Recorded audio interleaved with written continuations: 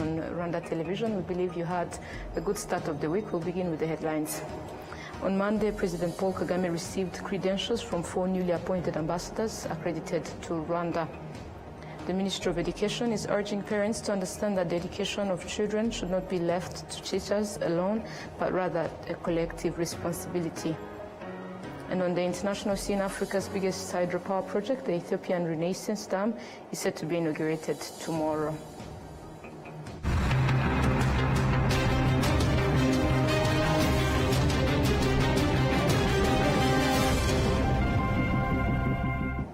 My name is Olivnet, and it's always a pleasure to have you on board. Now let's kick off today's edition. On Monday, President Paul Kagame received credentials from 4 newly appointed ambassadors accredited to Rwanda. The diplomats expressed their readiness to strengthen bilateral relations, enhance cooperation in various sectors, and expand trade and investment between their countries and Rwanda. We have details with Adam Squizera.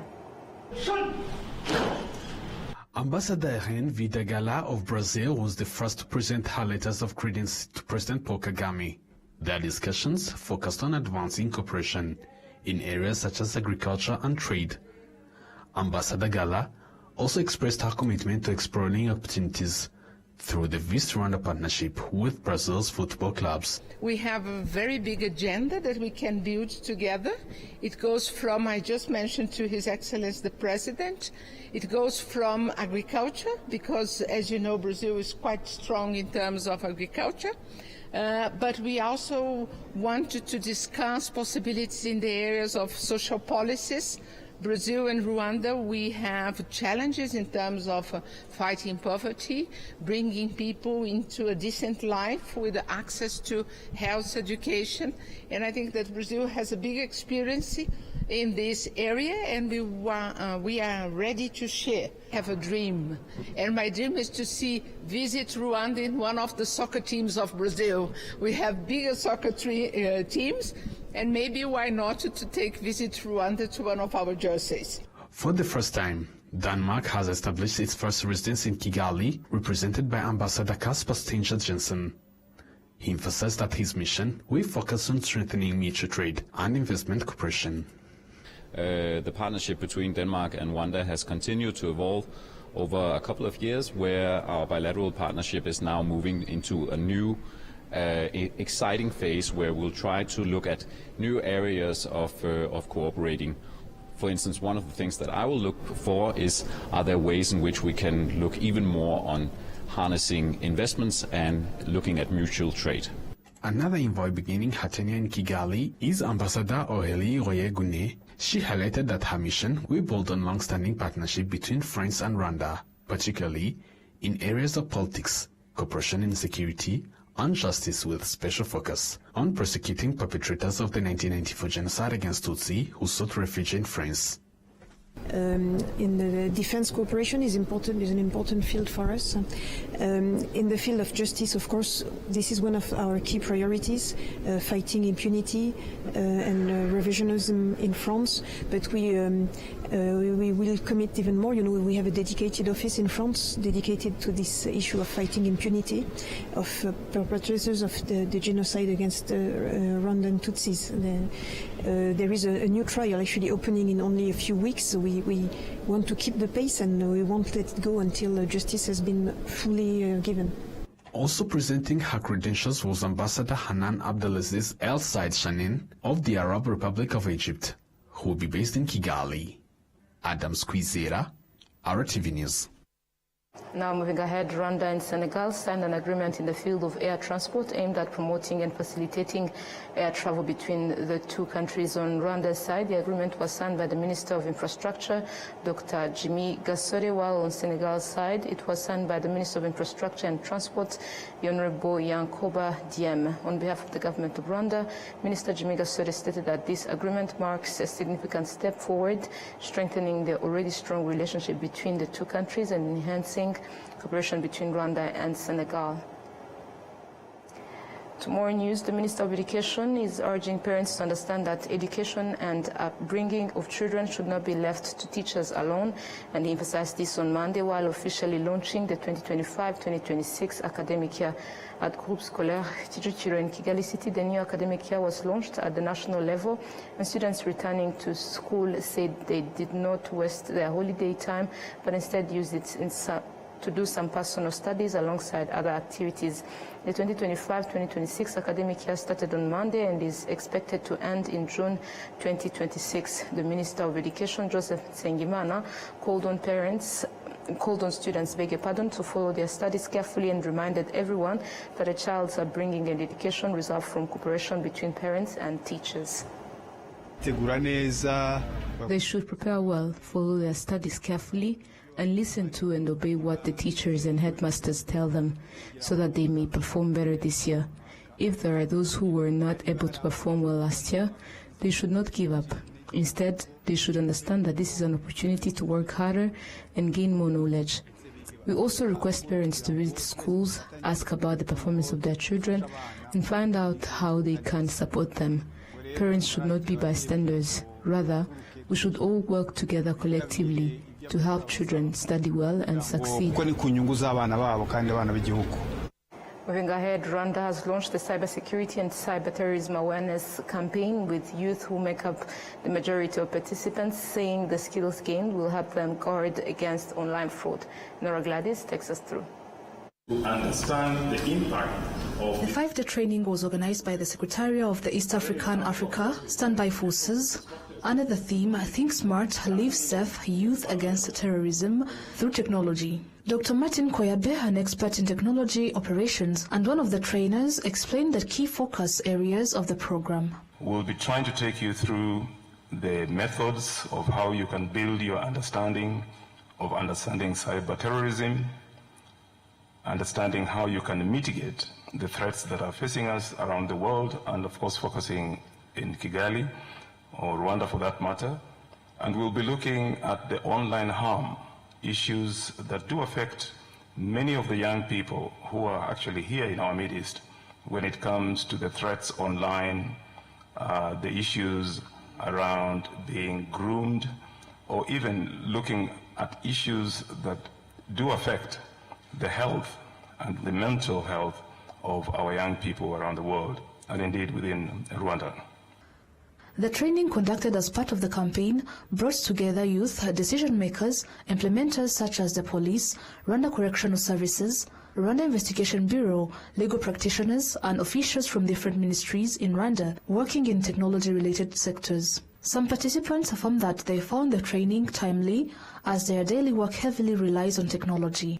I'm currently looking for a university where I can do my master's, but I keep receiving emails as if I've already been accepted into a school, even though I haven't even applied yet, and yet they are actually scammers. We find that it's us who are often the most manipulated because we are very eager to improve our lives. So that's where they lie to us the most through technology, telling us there are job opportunities, especially since there is a serious problem of unemployment. Colonel Mohamed Bakat, head of administration and finance at ESF, noted that this is the right time to strengthen cybersecurity. As cyber threats continue to evolve, the collective response has become more imperative than ever before. This workshop is a step toward building shared understanding, stronger institutions, and regional resilience. We are encouraged by the strong participation from across Rwanda's national institutions, security agencies, policy circles, and youth. This reflects the country's commitment to tackling emerging cyber threats. The Chief Executive Officer of the National Cybersecurity Authority, Colonel David Kanamugire, urged young people to take the lead in championing the cybersecurity, just as they are at the forefront of technological development. The world that we live in today is being fully digitized, and your ability to make meaningful use meaningful employment depends to a large extent to how much you can exploit this and how well you can secure it. And that's a key role of the youth. So I would like, for the time you are here, to engage with experts and make sure you understand to a good level what opportunities exist within this space, what can go wrong, and understand, come out with curiosity to have your own role in really making good use of this growing opportunity. During the training, participants will be shown how to seize the opportunities offered by the technology, while at the same time remaining cautious to avoid falling victim to technology-facilitated crimes. Moving ahead, the African Civil Aviation Commission, in partnership with the Common Market for Eastern and Southern Africa, is conducting a capacity-building program focused on competition law, consumer protection, and dispute resolution in the aviation sector, key challenges that continue to affect air transport across Africa. We have details. The training brings together officials from civil aviation authorities, competition and consumer protection agencies, as well as representatives from regional courts. The objective is to harmonize laws and decisions across the continent and strengthen the capacity to resolve conflicts. In line with the Yamoussoukro decision signed in 1999, an agreement that has yet to be fully implemented. Dr. Kingoli Zakaria, Senior Transport Economist at the Common Market of Eastern and Southern Africa, COMESA, explained the benefits African citizens would gain if the agreement were fully enforced. This Yamoussoukro decision is supposed to alleviate all these problems so that we have an efficient air transport sector in Africa where more people can be able to use it. There is competition which will be able to drive prices down so that we can be able to afford and be able to get more connected, promote trade, promote movement of people and goods. All this, there are so many benefits from an efficient, competitive air transport sector. Meanwhile, Emmanuel Nwamanya, planning analyst at the Ministry of Infrastructure, noted that this is an important opportunity to help heads of state and government understand what actions are necessary to ensure the effective enforcement of existing aviation regulations. It's a crucial opportunity to deepen our collective understanding of these critical pillars of a liberalized air transport market, share practical experiences, and discuss the latest trends and challenges. Besides, it's an opportune time as AFCAC is spearheading the review of the Yamoussoukro decision and its regulatory texts. Our goal is not just to talk about these issues, but to generate actionable ideas that can be implemented in our respective roles and jurisdictions. The training, which is taking place in Kigali, will run for 5 days. It is expected to provide a platform for finding solutions to the challenges hindering the growth and efficiency of air transport in Africa. At security matters, 17 senior military officers from 6 countries have begun a specialized training course on rapid response operations at the Rwanda Peace Academy in Musanze district. The training, which runs for 10 days, is designed for officers preparing to take part in peacekeeping and peace restoration missions in regions facing insecurity. Take a look. The program, known as the African Integrated Peace Operations course, aims to strengthen the knowledge and skills of East African standby force troops tasked with rapid intervention. Participants said the training is crucial for their professional development and expressed readiness to transfer the knowledge gained to the troops they lead, with the goal of safeguarding peace and protecting civilians. It's a great opportunity to participate in these trainings, and we hope that after this, we'll be able to train our fellow battalion leaders so that they can carry out their responsibilities professionally in peacekeeping operations. I will improve on the knowledge and skill as me, myself. 2, going back home, I will be able also to instill the same discipline and the training in our troops there, and which will enhance the capacity of the training. I'm here in Rwandan Peace Academy as a participant representing the East Africa Standby Force, which is a noble venture in the region for peace, security, and integration. And my expectation in the course is that as much as we are going to learn, and I'm going to learn as a team and as a member, on trainers of battle group commanders for peace support operation, being in a forum like this is also, we will develop friendship, we will develop a bond. Retired Colonel Jules Rutarimara, director of the Rwanda Peace Academy, explained that the purpose of training senior officers is to enable them to pass on knowledge to their subordinates. In every country, we have commanders who can train other commanders. For example, if you take the commanders leading certain battalion that form a division and provide them with training, it will be highly beneficial. The RDF spokesperson, Brigadier General Ronald Rwivanga, reaffirmed Rwanda's commitment to working with partner countries in building sustainable peace and protecting civilians. He urged participants to remain professional, reminding them that the lessons learned will later be shared with their colleagues. It is essential to emphasize our core duty of protecting civilians. I urge you to approach this course with an open mind and a shared purpose to meet this goal of responding with appropriate lethality in pursuit of the objective of protecting civilians. 17 senior officers are attending this training, coming from Rwanda, Burundi, Uganda, Tanzania, Djibouti, and Ethiopia. The training is expected to boost their capacity in planning, coordination, and taking joint action to restore peace in conflict-affected areas. Moving ahead, girls who are supported by FAWE to pursue their education, coming from 33 countries across the African continent, are gathering here in Rwanda for a 3-day retreat in the Bugesera district. They are learning together how to help their younger ones have a brighter future by addressing various global challenges.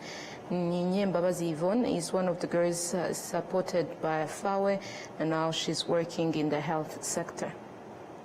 I would say to every girl out there, anything is very, very possible. Education has no age, education has no sign, so regardless of your situation in life, go for it.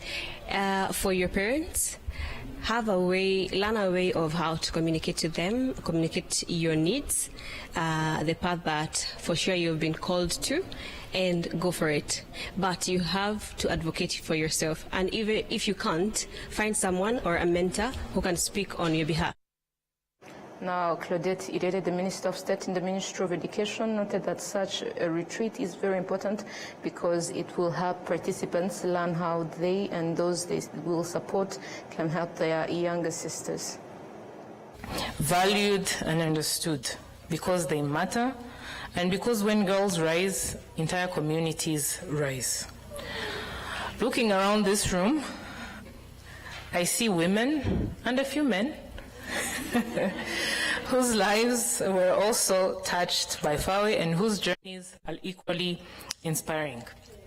Together, we're proof that FAWE's vision works. It really does work. But more importantly, we're also its future. The next generation of girls is looking at us for guidance, inspiration, and opportunity. Our role now is to pass the torch, to mentor, to advocate, and to open doors, to ensure that FAWE is not just a school that we all once attended, or a scholarship that we got, or a program that we're a part of, but a living legacy we continue to build. So let us leave this convening not only with memories, but with renewed commitment to stand together as FAWE alumni, to lift up the girls who come after us, and to carry forward the mission of education and empowerment that shaped who we are. We're not just alumni, we're torch bearers, and the light we carry must never go out. And on behalf of the government of Rwanda, I would like to reaffirm our commitment to supporting FAWE's mission and to ensuring that no girl is left behind. And in fact, in Rwanda, the numbers have reversed. It is actually a much bigger problem that we now have to deal with. We recognize the importance of collaboration in this journey, and we're dedicated to working alongside FAWE and all partners to create an opportunity where every child can thrive. And with these few remarks, it is now my privilege and an honor to declare the FAWE Africa Alumni Convening 2025 officially opened. So far, 1,200 girls from vulnerable families who have achieved high scores in national exams have been supported by the FAWE Rwanda. Now, moving ahead to the education sector, for universities from Rwanda, together with some European universities, met to review initiatives aimed at promoting renewable energy, and the goal is to encourage citizens to protect the environment while benefiting from sustainable energy now and in the future.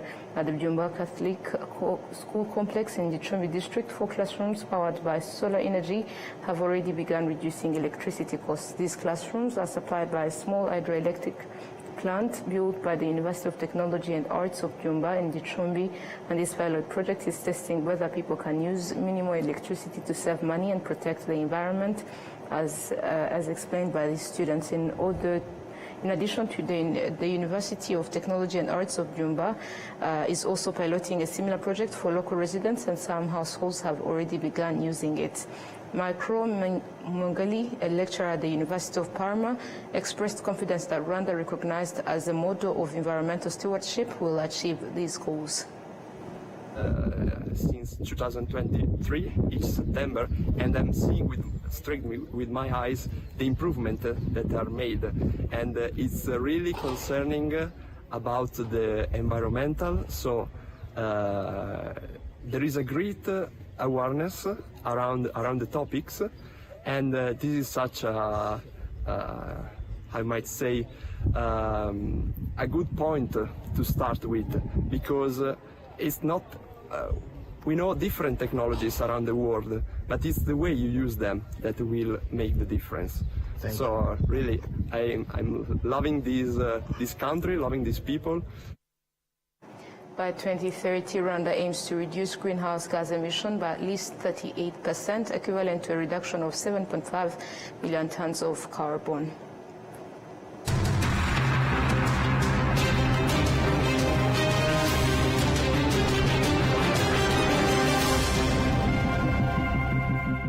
To sports news, Kigali has been hosting the Fast Sport Beats Africa Esports Cup, a technology-based esports competition attracting participants from Africa, and players noted that with skill and dedication, the game can even become a source of income. The tournament played one-on-one, featured Rwandan player who said esports is still relatively new in Rwanda, but can be rewarding for those who excel. Zaid April from South Africa emerged as the winner, sharing that he regularly competes in similar events across the continent. I feel like this was a big experience, not only for myself, but for the country as a whole, and for this Federation of Esports, and majorly because it's an experience we've never had. This is the first time we've had this in Rwanda, as far as I know. It's our first experience, and it shows us that we still have a way to go. We still have a way to go. I saw the other competitors. You see that the only thing that makes you lose or win, they're small margins that come from the support. It comes from the support system, the managers, and everything. And yeah, it's a start, great start, that we already have these facilities, area courts, and everything that is able to host this. But we can sure be competitive, and we need support from everyone involved, including the government. A message I have for these people is that this is something that can be big. This is something that can be big. We see Rwanda as a hub of tech in Africa, and we want to be a big tech thing in the world. And this is an e-sport. This means it involves tech, it involves thinking. It's more than just just using your hands and fingers just to play a pass, but it's more of a mental game. It's more of a mental game. You know how to anticipate people and what you need to do. It's all about the mental game. So I believe if we get the support we need and right people, and the talents will be made like productive. Obviously, I've known about this tournament for a month now, so I've been preparing back home, and yeah, I'm looking forward to it. I'm looking to win the tournament as well. I know there are tough players that I'm going to be up against, but yeah, I'm going to do my best, and obviously I look forward to it. And yeah, today I'm just going to play a few games as well, just get in the hang of things, and yeah, on Sunday hopefully I can win it. So I obviously play against the good players back home, and then once I play them, I play like 6-7 hours against them daily, and then after I'm done playing, I analyze my game. So I look at things where I make mistakes, look at things that I can get better at actually, and obviously watch the guys overseas, see what they do that I don't do, and yeah, just learn about the game as much as I can, because yeah, I don't want to be stuck in situations where I don't know how to attack or defend. So yeah, I just look at all of that. It's basically like a coach gives out tactics to players, and he analyzes all of the things. So I do that work as well, and I play. There's many, but before I started, I looked up to Tex. He's an overseas UK player, so I look up to Tex. Yeah, just the way he plays, the style. From which country? UK, so England. So just the way his style of play, yeah, he made me love the game. So I looked up to him, and I wanted to be like him, and yeah, hopefully one day I can get to play him. The event drew competitors from 8 countries, including Egypt, Nigeria, South Africa, Kenya, Uganda, and Rwanda.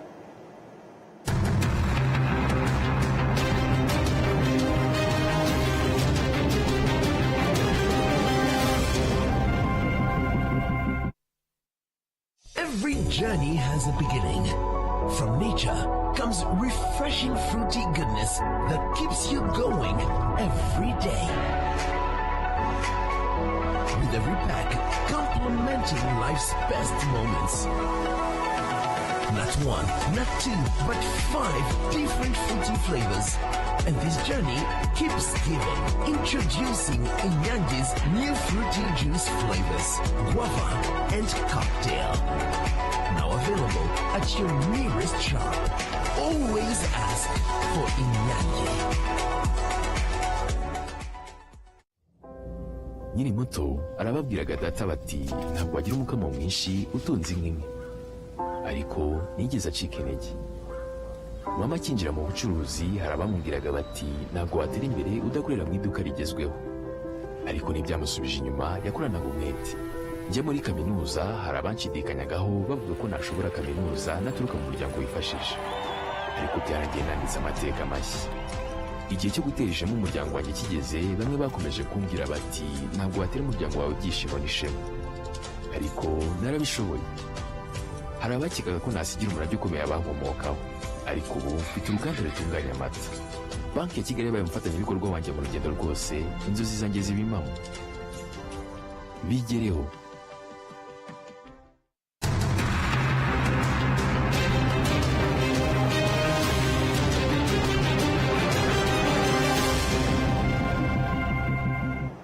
You're still watching RTV News now to matters making headlines globally. Africa's biggest hydropower project, the Ethiopian Renaissance Dam, is set to be inaugurated tomorrow, promising electricity for millions in Ethiopia. We have details with Al Jazeera. Sitting nearly 2 kilometers long across the Blue Nile, the Grand Ethiopian Renaissance Dam is a source of pride for Ethiopians. Through bonds and cash contributions, they covered most of the $4 billion price tag. But downstream, Sudan and Egypt have so far failed to reach agreement with Ethiopia about how the dam will operate, particularly in times of drought. Egypt is worried about the effect on the Aswan Dam. An international team of scientists has a solution, but it's not been taken up. We fixed a level for the Aswan High Dam, and we said that, okay, you can construct any dams you want and operate it in any way you want, as long as that at that level of the Aswan High Dam is maintained, and it's at a critical level below which the things become problematic for Egypt. Egypt relies on the Nile for 97% of its fresh water. And Egypt is also concerned about the dam being built in an area of seismic activity. Powerless to influence the running of the dam, Egypt and Sudan have been left shouting from the sidelines, most recently issuing a statement. Both parties agreed that the Ethiopian dam has serious repercussions for downstream countries, especially with regard to the serious risks resulting from Ethiopia's unilateral steps to fill and operate the dam. Ethiopia must adjust its policy in the Eastern Nile Basin to restore cooperation between the basin countries. Ethiopia's Prime Minister insists downstream countries have nothing to worry about. If you examine the dams in Sudan and Egypt, you'll see they still hold sufficient water. Not a single litre has been reduced. We have no desire to put them in danger. At the same time, this does not mean we must sacrifice our own interests. On the contrary, we must use our own resources wisely while ensuring others are not harmed. Ethiopia's government wants the dam, set to be inaugurated on Tuesday, to transform the lives of millions of its citizens. Only around half the population of 132 million people have access to electricity. With less than a year to go before elections here, the timing of the official opening of the dam might be seen as a welcome diversion for Prime Minister Abiy Ahmed. It's one of the rare unifying events for Ethiopians in a country struggling with armed conflict or instability in 3 regions, as well as high unemployment and high inflation. Bernard Smith, Al Jazeera, Addis Ababa. Now to Guinea, the traders in this country are counting losses as a severe cash shortage hits the economy. Many people have been unable to withdraw their savings from banks, and the government says it's shipping in tons of printed money to ease the liquidity shortage. Out to there once more. Rain or shine, small trader Mariama Kamara brings goods to the Tawe market. But recently she's been unable to sell her goods. There are no buyers. It's been like this for days. Look at my goods. They're just rotting away. She may soon have to throw them away. A shortage of cash is crippling sales. People are unable to withdraw their deposits from banks. When you go to the bank looking to withdraw 2 million francs, you end up with just 50,000. Guinea is a cash-dependent economy. Only 15% of its population have bank accounts. Most transactions, from bus fares to rural trade and even major purchases, are made with Guinean francs. The liquidity shortage here has left many businesses struggling to sell their stock. Business leaders say the banking sector lacks transparency and accuse it of profiting at the public's expense. Maybe it's better that things have turned out this way, because if the money does not go back into the system, it actually makes things safer for business operators.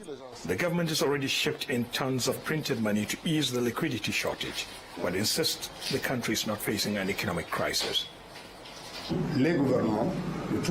Governments all over the world regularly produce money, sometimes because banknotes are worn out and are recycled. That represents billions in value each year that is withdrawn from circulation and reintroduced through new notes. But analysts warn of flooding the economy with excess cash. When the government prints banknotes, it can indeed ease the liquidity tension, provided the central bank also relaxes the condition under which commercial banks access the new notes. But it's not a long-term solution. If confidence among bank clients is not restored, the new notes will again be hoarded by the same clients, and the crisis will persist. As the country heads to a constitutional referendum, political uncertainty is further eroding people's confidence in the banking system and affecting the economy. Not something traders like Mariama Kamara can afford. Ahmed Idris, Al Jazeera, Conakry. And the story brings us to the end of tonight's edition, but before we leave, a reminder of the top stories that made this edition. On Monday, President Paul Kagame received credentials from 4 newly appointed ambassadors accredited to Rwanda.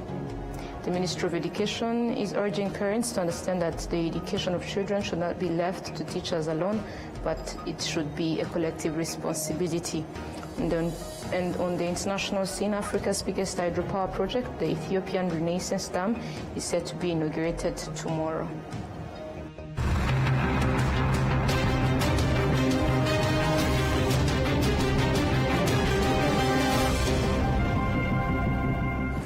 that marks the end of today's edition. Thank you, dear viewers, for staying with us. We wish you a productive week ahead. Goodbye.